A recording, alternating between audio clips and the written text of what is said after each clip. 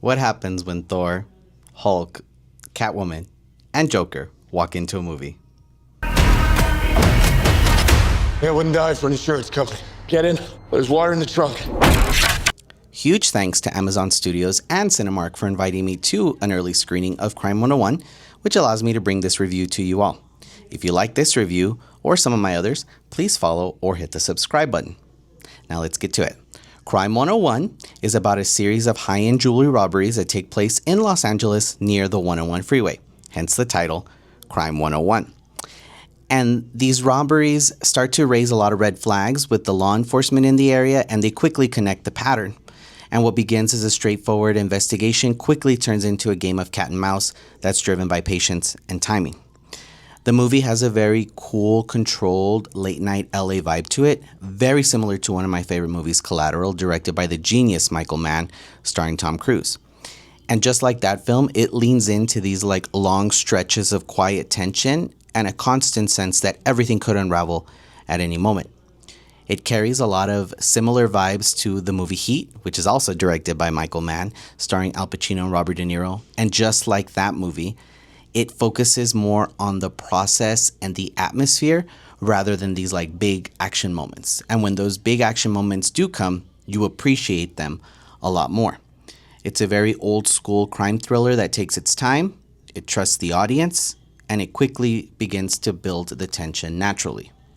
Well, you look like a person who has secrets. John. Your shirt's new or newly pressed, which says you don't do your own laundry or you're a bit OCD. You're very groomed.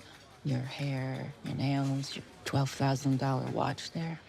Everything is just a little too perfect. Which tells me you have a lot of money and a lot of time on your hands, Mike. Got the clothes, the cars, but you can't seem to look me in the eye. And I'd bet you didn't grow up with money. How do you figure that? Because people who grow up in chaos crave order. You talking about me or you? Maybe both. The acting is excellent across the board, from Chris Hemsworth as the thief, Mark Ruffalo as the dedicated and adamant officer, Halle Berry as an insurance agent broker, and for me, the best part of the whole movie. She brings a very kind of strong emotional weight, and it's one of her strongest roles in years, in my opinion. And then you have Barry Keoghan as this young punk thief who's just chaotic throughout the whole movie. While the runtime stretches to a little over 2 hours and about 20 minutes, it moves along nicely and it rarely feels sluggish. Crime 101 is very stylish, it's very well acted, and it will land really for anyone who enjoys and appreciates a very restrained kind of character-driven thriller over large action spectacle.